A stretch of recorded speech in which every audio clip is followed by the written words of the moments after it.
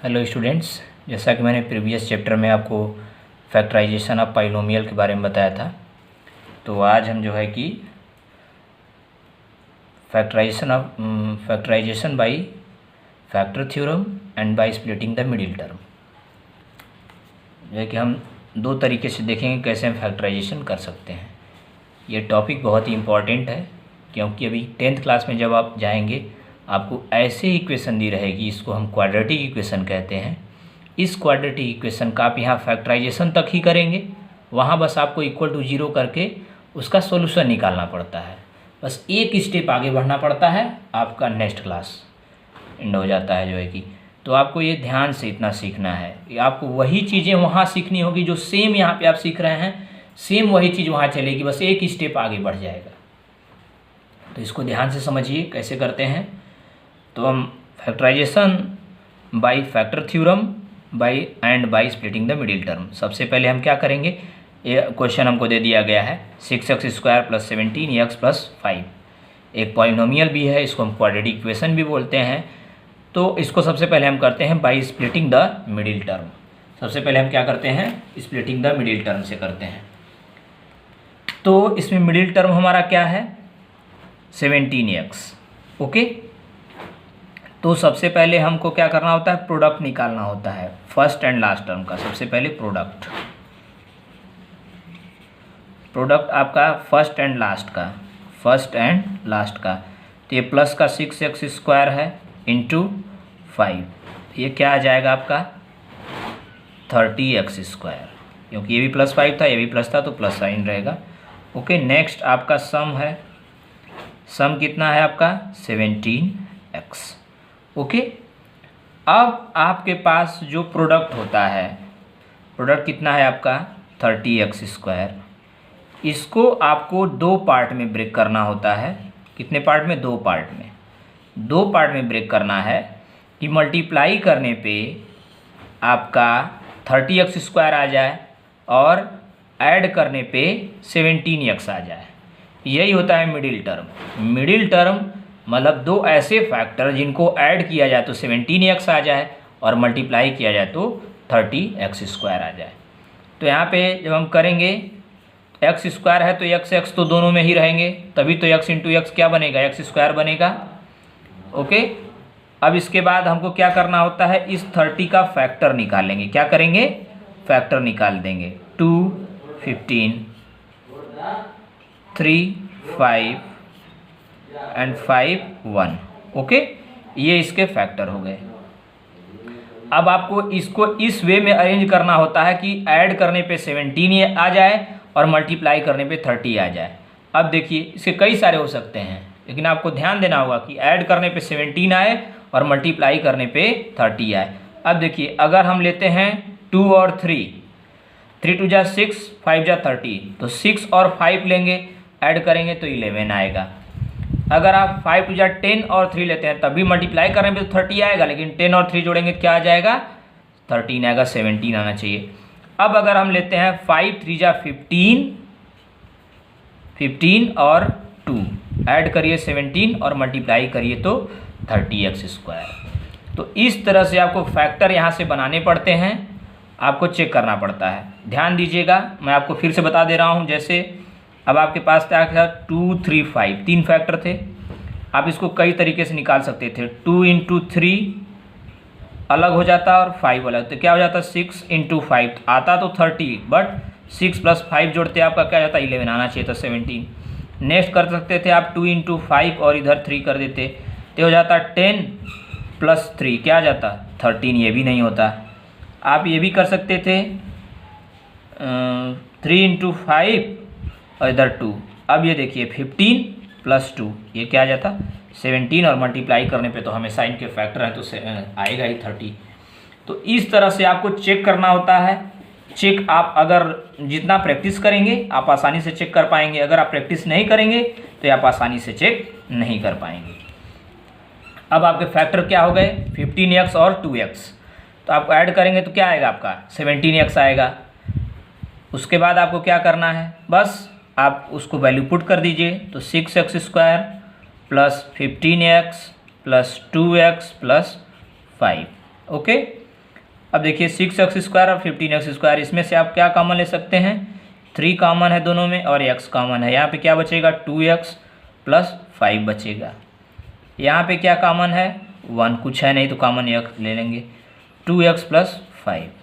अब क्या हो जाएगा, 2x + 5 दोनों ब्रैकेट में है तो 2x + 5 कॉमन हो जाएगा और दूसरे ब्रैकेट में क्या आ जाएगा, 3x + 1। ओके, तो आपका फैक्टर यहीं तक करना था आपको, 3x + 1 and 2x + 5, 2x + 5 × 3x + 1, ये आपका आंसर हो जाएगा। तो इस तरह से आपको ध्यान देना है, जितनी भी चीज़ें मैंने बोली बिल्कुल ध्यान से समझिए और ध्यान से करिए। आपको मिडिल टर्म को स्प्लिट करना है। मिडिल टर्म को ऐसे स्प्लिट करना है कि ऐड करने पे 17x आना चाहिए और जो प्रोडक्ट होता है, फर्स्ट और लास्ट टर्म का प्रोडक्ट निकाला जाता है, इनको मल्टीप्लाई करने पे 30x² आना चाहिए और ऐड करने पे 17x। आप उसके फैक्टर निकाल लेंगे, उनके फैक्टर को अरेंज करेंगे कि इसका किसका मल्टीप्लाई करें, ये चीज़ आनी चाहिए, 30x² और ऐड करने पे 17x। कहीं कहीं प्लस माइनस भी रहता है, वो आप जितना प्रैक्टिस करेंगे क्वेश्चन वो आपको आ जाएगा समझ। अब इसी क्वेश्चन को हम फैक्टर थ्योरम से करेंगे। अब इससे रिलेटेड जितने भी क्वेश्चन होंगे आप इसी तरह से मिडिल टर्म से प्रैक्टिस करेंगे, उनको फैक्टराइज कर लेंगे। 10th क्लास में आपको यही इक्वल टू बस 0 रखा जाता है और यहाँ पे x की वैल्यू आ जाती है, 2 वैल्यू।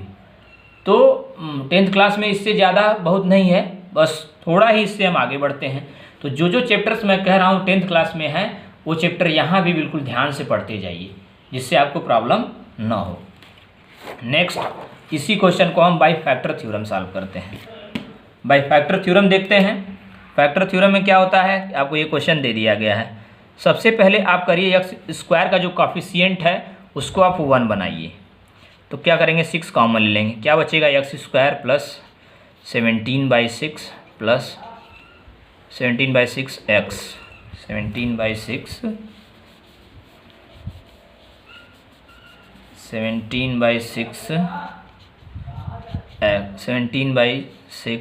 x + 5।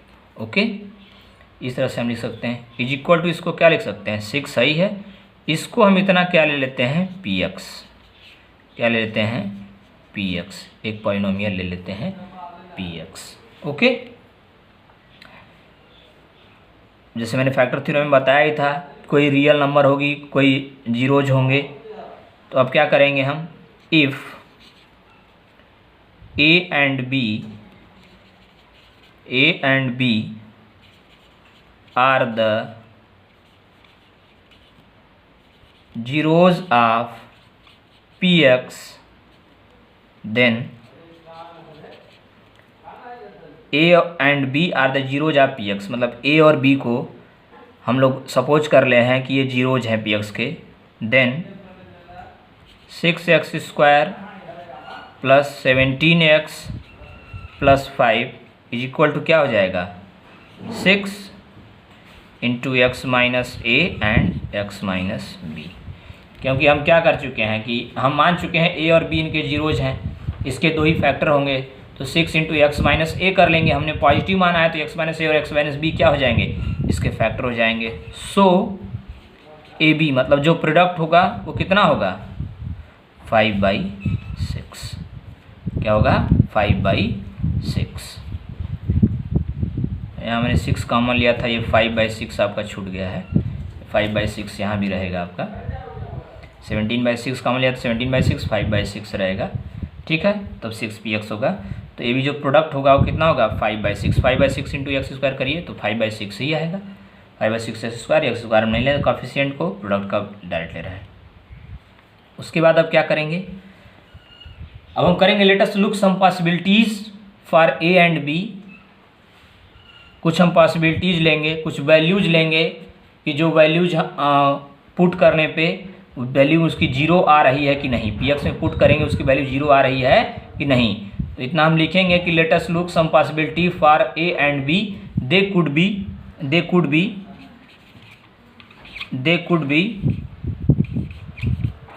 बी, आप कुछ भी वैल्यू ले सकते हैं, 1 2 3 4, हम लेते हैं ±1/2, प्लस माइनस, ये हिट एंड ट्रायल होता है, आप चेक करके देख सकते हैं, ±1/3, ±5/3, ±5/2, ±1 एंड सो ऑन। आप कुछ भी वैल्यू ले सकते हैं।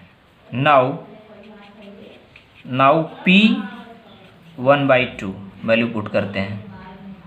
P 1/2 आप पुट करिए क्वेश्चन में, क्या हो जाएगा 1/2 का स्क्वायर प्लस 17/6 इंटू 1/2 प्लस 5। ये सारी वैल्यू प्लस में है और पॉजिटिव है तो क्या होगा, ये जीरो होगा? नहीं, कभी नहीं होगा। इसमें कोई वैल्यू माइनस होती तभी ये जीरो होता, नॉट इक्वल टू जीरो हो गया। बट अब क्या करेंगे, P -1/3 रखिए। इस तरह से आपको चेक करना होगा बार बार। ओके, 1/3 रखिए तो क्या होगा, -1/3 का स्क्वायर प्लस 17/6 इंटू -1/3 प्लस 5/6। ये क्या हो जाएगा 1/9 माइनस 17/18 प्लस 5/6। एलसीएम ले लेंगे, 18 पे आ जाएगा। क्या आ जाएगा, ये 2 - 17 हो जाएगा प्लस 15। ये क्या आ जाएगा 17 - 17 क्या आ जाएगा 0। तो ये वैल्यू क्या आ गई, 0 आ गई। इसका मतलब क्या हुआ कि x plus 1/3 is a factor of px, is a factor of px। Okay, मतलब जब माइनस वैल्यू पे आया है 0 तो क्या होगा, ये फैक्टर ऑफ px होगा। Similarly by trial you can find that x plus 5/2 is a factor of px। Okay, क्या फाइंड आउट हम देखेंगे तो x plus 5/2 is also a factor of px। Okay, तो इस तरह से क्या करेंगे, हम वैल्यू को फाइंड आउट कर सकते हैं। ये आपको बार बार जो है कि लिखना पड़ेगा, ट्रायल चेक करना पड़ेगा बार बार कि कितनी वैल्यू हो रही है, किस पे वैल्यू 0 हो रही है। ओके, तो इस तरह से आपने जब चेक करेंगे 1/2 चेक किया, नहीं 0 हुआ। इस तरह से आप 1 भी चेक कर सकते हैं, 1/3, 1/4, 1/5 कुछ भी वैल्यू आप चेक कर सकते हैं। जिस पे 0 आएगा वो उसका क्या होगा, फैक्टर होगा। और ये चीज़ें आपके प्रैक्टिस से आएंगी कि आप सोचेंगे कहाँ पे 0 हो जाएगा, हम कितनी वैल्यू चेक करेंगे। तो कभी कभी वैल्यू क्या होती है, चेक करनी पड़ जाती है। तो इस तरह से आप 5/2 भी रखेंगे, -5/2 रखेंगे, तब भी ये क्या है कि वैल्यू 0 आएगी। तो इस तरह से क्या हुआ कि और 2 ही होंगे फैक्टर, तो यहाँ पे 2 हमको मिल गए, x प्लस 1/3 और x प्लस 5/2 ये factor of px। Therefore now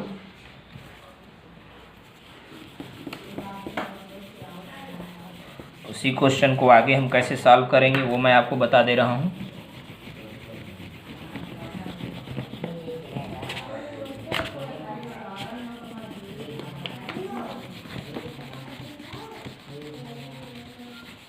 factor theorem में ही आगे आपको कैसे करना है वो मैं आपको बता रहा हूँ।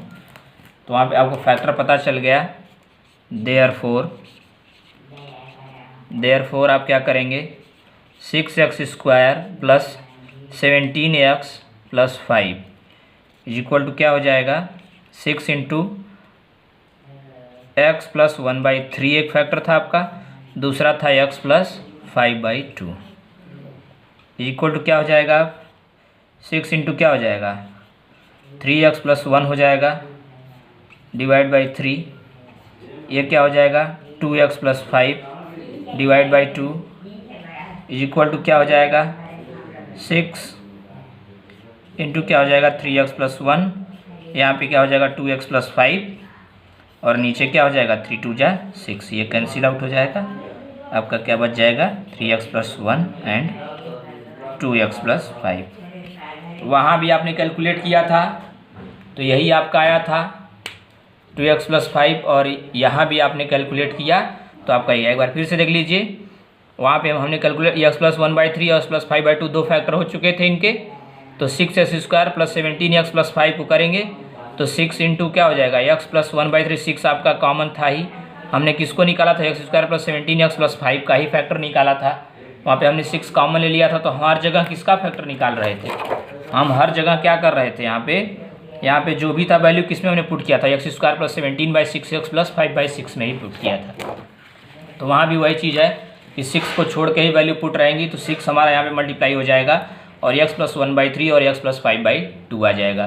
तो 6 इंटू 3x प्लस 1/3 इसको आप सॉल्व करेंगे, जो है कि 3 यहाँ पे हो जाएगा 3x प्लस 1, यहाँ पे 2x प्लस 5/2 3/2 हो जाएगा। ठीक है, 3 इंटू 2 6 हो जाएगा, 6 कैंसिल हो जाएगा।